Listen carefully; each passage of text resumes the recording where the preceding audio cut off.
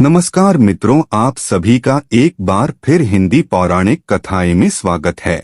दोस्तों, आज आपको हम खुल्लम खुल्ला साफ साफ बताने वाले हैं कि रक्षाबंधन के दिन अगर आप या आपके परिवार का कोई सदस्य इस पेड़ को रक्षाबंधन के दिन केवल छूकर आ जाता है तो घर में तत्काल गरीबी मिट जाएगी। दोस्तों, हम कोई मजाक नहीं कर रहे हैं। जी हाँ दोस्तों, इस पेड़ को छूकर आने से गरीबी 100% मिट जाएगी। दोस्तों, कोई भी रक्षाबंधन का त्योहार बना रहा है तो भूल कर भी यह गलती मत करना, वरना जिंदगी भर पछताना पड़ेगा। और साथ ही कोई भी बहन या भाई अपनी बहन से राखी बंधवा रहा है तो शुभ मुहूर्त में ही अपने हाथों की कलाई पर राखी बंधवाएं, क्योंकि दोस्तों भद्रा काल भी साथ में ही है। और दोस्तों, भद्रा काल के समय राखी बंधवाना मौत को बुलाना है। हमारे प्रिय दोस्तों, रक्षाबंधन की हार्दिक शुभकामनाएं। दोस्तों, रक्षाबंधन का त्योहार हर वर्ष श्रावण महीने की पूर्णिमा तिथि को मनाया जाता है। शास्त्रों में ऐसा वर्णन है कि रक्षाबंधन त्योहार भद्रा काल में भूलकर भी नहीं मनाना चाहिए। भद्रा काल में रक्षा सूत्र यानी कि राखी बांधना बेहद ही अशुभ माना जाता है। शास्त्रों में कहा गया है कि भद्रा का त्याग करके ही रक्षा बंधन का त्योहार मनाना चाहिए। दोस्तों, ईश्वर कहते हैं कि जो भी व्यक्ति अच्छे तरीके से पूजा पाठ करता है उसे मैं स्वीकार करता हूँ, उसकी हर मनोकामना को मैं पूरा करता हूँ। वीडियो में आगे बढ़ने से पहले अभी ही वीडियो को लाइक कर और नीचे कमेंट बॉक्स में लिख दो सच्चे दिल से जय जय बजरंगबली। दोस्तों, हमारे हिंदू धर्म में देवी के अनेक स्वरूप कहे गए हैं, जिसमें वृक्षों को भी माँ देवी की स्वरूप कही जाती है। तो आज मैं आप लोगों को पावन पावनी वृक्ष के बारे में बताऊंगा। रक्षाबंधन के पावन पर्व चल रहे रक्षाबंधन के पावन पर्व में कुछ ऐसे वृक्ष हैं जो कि देववृक्ष कहे गए हैं। ये देवी के स्वरूप होते हैं और हमारे धर्म में पेड़ पौधे को देवी देवता मान करके हम इनकी पूजा करते हैं। हमें पूजा भी जरूर करना चाहिए। यह भी कहते हैं पेड़ पौधे मनुष्य को फ्री में प्राण वायु प्रदान करती है और पेड़ पौधे हमें ऑक्सीजन देती है। हमारे जो कार्बन डाइऑक्साइड हो उसे ग्रहण करके सभी प्रकार की जितने भी नकारात्मक चीज होती है उसने उसे अपने अंदर में स्वयं सोख लेती है और हमें ताजगी प्रदान करती है। पेड़ पौधे स्वयं तेज धूप में तपता है लेकिन मनुष्य को शीतल छाया प्रदान करते हैं। तो रक्षाबंधन के समय में कुछ ऐसे पेड़ पौधा हमारे धर्म शास्त्रों में कहे गए हैं जिनको छूने मात्र से व्यक्ति की बंद किस्मत के ताले खुल जाते हैं, व्यक्ति के सौभाग्य चमक जाते हैं। हमारे शास्त्रों में पेड़ पौधे को बहुत ही गुणकारी कहा जाता है। अनेक बीमारी का उपचार पेड़ पौधे में छुपा है, जड़ी बूटी में ही छुपा है। अब यहाँ पर कुछ दोस्त ऐसे भी होंगे जो हमारी बातों को हल्के में लेंगे क्योंकि उन्हें वास्तुशास्त्र का ज्ञान नहीं है। इस पर एक कहावत भी प्रचलित है कि बंदर क्या जाने अदरक का स्वाद। अर्थ यह है, कोई भी व्यक्ति वास्तुशास्त्र के बारे में नहीं जानता है तो फिर इन उपायों में या वीडियो देखने वह विश्वास ही नहीं करता है। इसलिए दोस्तों, सही सटीक 100% जानकारी के साथ में जानने के लिए इस वीडियो से जुड़ जाना। दोस्तों, वीडियो को आगे बढ़ाते हैं।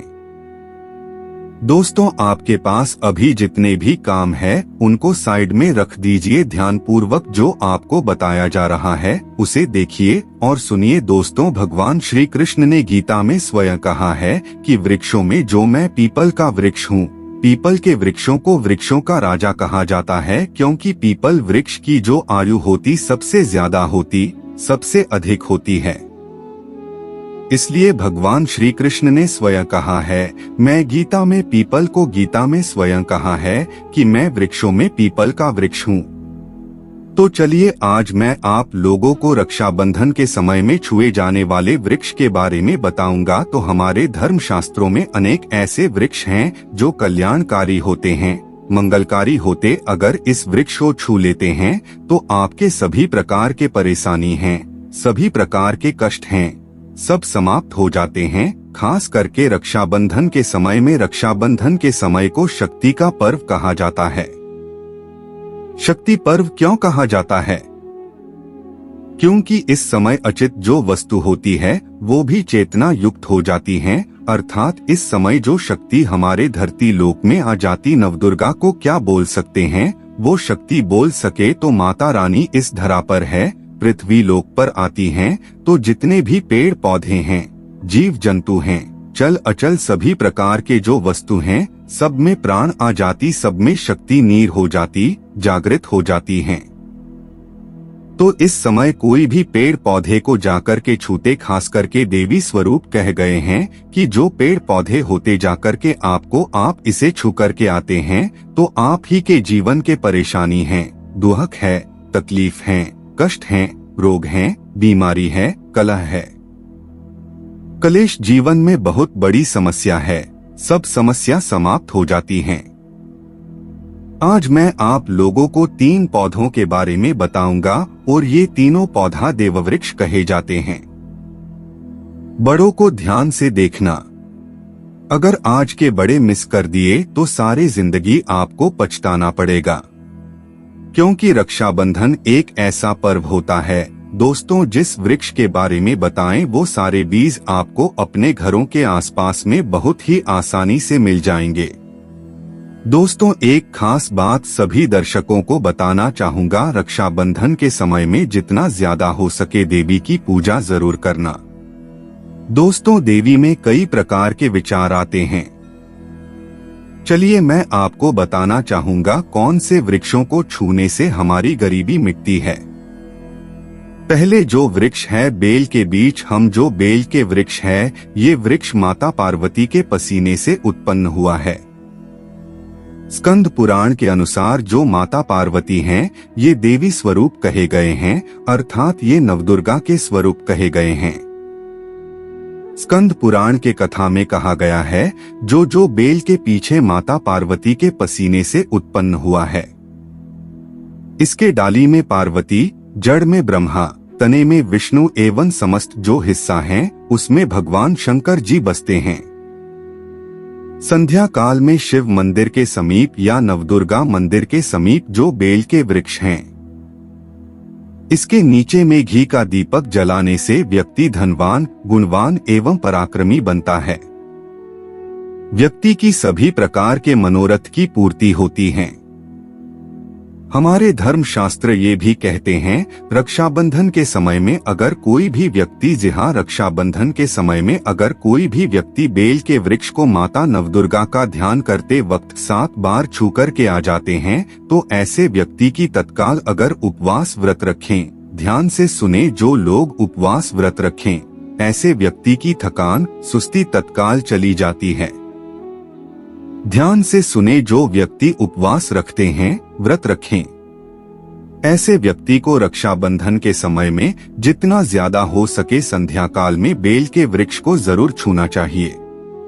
केवल आप ज्यादा नहीं छू सकते तो 7 बार छू कर के जरूर आ जाना और बेल वृक्ष के नीचे में घी का दीपक जरूर जला देना। घी का दीपक जलाते हैं उसके क्या फायदा मिलता ये भी इस वीडियो में बताऊंगा। मैं सारी जानकारी 20 बेड़ों में विस्तार से बताऊं, इसलिए आप बड़े बड़े बन सकते हो 15 मिनट के बड़े बन जाए, लेकिन अपना पूरा समय जरूर देना, क्योंकि जब हम उपवास व्रत रखते हैं तो हमारे शरीर में काफी थकान आ जाती है, हमारे शरीर में ऊर्जा का कमी होने लगती है। हालांकि हमें आध्यात्मिक ऊर्जा प्राप्त होती है, लेकिन हमारे शरीर में ऊर्जा की कमी होने लगती है। भोजन न करने के कारण हमारे शरीर में ऊर्जा की कमी होती है और इस ऊर्जा को बरकरार रखने के लिए, इस ऊर्जा को प्राप्त करने के लिए हमें बेल वृक्ष को जरूर छूना चाहिए। अनेक संत महात्माओं ने बेल वृक्ष के पत्ते को खाकर के तपस्या की है एवं कई प्रकार की सिद्धियां हासिल की है। धर्मशास्त्र कहते हैं अगर रक्षाबंधन के समय केले के पत्ते खाया जाए तो जो व्यक्ति लंबे समय से जो मंत्र का जाप कर ही प्राप्त नहीं हो पाने या फिर कुछ पैसे सिद्धि को प्राप्त करें, जो सिद्धि आपको काफी लंबे समय से प्राप्त है, बेल के पत्ते खाने से वो सिद्धि जल्दी प्राप्त होती है। इसके नीचे घी का दीपक जलाने से हमें सिद्धि की प्राप्ति होती है। कई सिद्धि का मतलब होता है कार्यों में सफलता, तो जो लंबे समय से आपके कारण नहीं हो पाए उस कारण में रक्षाबंधन के समय में जितने भी दिन हो सके आप जो है जब भी आपको समय मिले तो शाम के समय में घी का दीपक जरूर जला देना। और अगर कोई भी व्यक्ति रक्षाबंधन के समय में ध्यान से सुने, अगर कोई भी व्यक्ति रक्षाबंधन के समय में अगर बैल वृक्ष में दूध चढ़ाते हैं तो सभी प्रकार के व्याधि दूर होते हैं। अगर सिंदूर युक्त गंगा जल चढ़ाते हैं तो व्यक्ति की गरीबी मिटते हैं। अगर तिल चढ़ाते हैं बिल्व वृक्ष की जड़ में तो सौभाग्य की प्राप्ति होती है। और अगर बेल वृक्ष के तीनों पत्तों में धन स्त्री देवी कही गई है, जैसे कि महाकाली, महालक्ष्मी, महासरस्वती, तो अगर बेल के जो 3 पत्ते हैं महालक्ष्मी, महाकाली, महासरस्वती के स्वरूप कहे गए हैं, तो बेल के अगर तीनों पत्तों में पीएम, दूसरे पत्ते में हरी और तीसरे पत्ते में क्लीन, तो इस प्रकार बेल के तीनों पत्ते में एम ग्रीन क्लीन लिख करके अगर माँ नवदुर्गा को सिंदूर से लिख करके चढ़ाना होता है, सिंदूर से लिख करके चढ़ाया जाए तो तत्काल उसी समय मनोकामना की पूर्ति होती, कार्य में सफलता मिलती। कोई लंबे समय से आपकी मनोकामना जो आप चाहते हैं वो मनोकामना पूर्ण हो जाए तो ये उपाय अवश्य करिएगा। इसके जड़ में ध्यान से सुने। रक्षाबंधन के समय इसकी जड़ में अगर तांबे की कोई भी रिंग होते हैं, जिसे हम एक प्रकार के ताबीज जो धातु है मंगल से जुड़ी हुई होती है, तो अगर रक्षाबंधन के समय में इसके जड़ में तांबे की जो रिंग होते अंगूठी होते हैं, अगर आप 4 अंगुल खन करके दबाकर क्या चाहते हैं रक्षाबंधन पर इसे दबे रहने देना। इसके बाद अगर आप पहन लेते हैं तो जागृत हो जाते हैं, क्योंकि जो बेल के बीज हैं स्वयं जागृत कह रक्षाबंधन के समय जो और हो जो ऊर्जा होती अत्यधिक बढ़ जाती। फिर अगर आप इस प्रकार की अंगूठी को पहनते तो कभी भी आपको रक्त संबंधी समस्या नहीं आती, शनि का दोष नहीं सताता, राहु की पीड़ा नहीं सताता और नवदुर्गा की कृपा से सदा आप सुरक्षित रहते। ऐसे व्यक्ति की कभी भी अकाल मृत्यु नहीं होती। मैं दूसरे पौधे के बारे में जो बता रहा हूँ वो पौधे भी जान लीजिए जो दूसरे पौधे के बारे में बता रहे। ये सेम के बीज हैं। सेम के वृक्ष को स्वयं जगदम्बा का स्वरूप कहा गया है। जो सेम के वृक्ष हैं ये स्वयं जगदम्बा के स्वरूप हैं। इस पर स्वयं मां जगदम्बा स्वयं साक्षात विराजमान रहती हैं। और कोई भी व्यक्ति अगर संध्या काल में रक्षाबंधन के समय में इसके नीचे में धूप दीप जलाता है, धुएं दिखाता है, तो उनके सभी प्रकार के परेशानी दूर होते हैं। धर्मशास्त्र कहते हैं अगर कोई भी व्यक्ति रक्षाबंधन के पूरे समय अगर हो सके 1 दिन भी करना चाहे तो युवा 1 दिन भी कर सकते, पंचमी या सप्तमी की भी कर सकते हैं। तो हमारे धर्मशास्त्रों में कहा कि अगर रक्षाबंधन के समय में लाल चुनरी अगर कोई भी व्यक्ति मनोकामना बोलते हुए सभी के वृक्ष हमें बांधे तो वो मनोकामना की पूर्ति हो। तो लाल चूड़ी अगर कोई भी महिला जाकर के मानती है तो उन्हें सौभाग्य की प्राप्ति होती, उनके पति की कभी भी अकाल मृत्यु नहीं होती। इसके जड़ में सिंदूर डालने से व्यक्ति को आरोग्य की प्राप्ति होती है। जो लोग लंबे समय से बीमार पड़े हैं, ऐसे व्यक्ति के जो घर में रहने वाले सदस्य हैं, वो लोग जो बीमार पड़े उनके 7 बार सिंदूर उतारा करके उनके सिर से 7 बार सिंदूर उतारा करके समय की जड़ में डाल सकते हैं, तो उनके रोग जल्दी ठीक हो जाएंगे। जो लोग लंबे समय से बीमार पड़े हैं या फिर बीमार से बचना चाहते हैं, निरोग रहना चाहते हैं, तो इसकी जड़ में सिंदूर जरूर डालें। मनोकामना पूर्ति करने के लिए मैं मंत्र बताऊं। इस मंत्र को बोलते समय के वृक्षों को छूना है। इस मंत्र को बोलते हुए सभी के वृक्ष को छूना, तत्काल रक्षाबंधन के समय इसके रिजल्ट दिखना। जैसे रक्षाबंधन समाप्त होगा आपकी जो मनोकामना की पूर्ति हो जाएंगे, आपकी जो दरिद्रता है वो दरिद्रता समाप्त हो जाएंगे। तो मंत्र कौन से हैं? तो आपको बोल है ममा मनोरथ पूरे मम मनोरथ पू, मैं पूरे मम दरिद्र नाश है। ये मंत्र आपको बुन है मम मनोरथ पूरे मम दरिद्रा नाश। ये आपको मंत्र बोलते हुए सभी के बीच को छूने सभी प्रकार के आपके मनोरथ की पूर्ति होगा। आपकी जो दरिद्रता है दरिद्रता समाप्त हो जाएंगी, छूमंतर हो जाएंगी। आपको छूते हुए बोलना है। दोस्तों, रक्षाबंधन के समय में मौली धागे भी सभी के वृक्ष पर बांध सकते हैं। लोग मौली धागे बांधते हैं। मौली धागा बांधने से माता रानी आपसे बंध जाती हैं। कहने का मतलब है कि माता रानी आजीवन आपको शांति देती, आपकी हर कदम में मार्गदर्शन करती हैं। इसके जड़ का मिट्टी लाकर के ध्यान से सुनिए।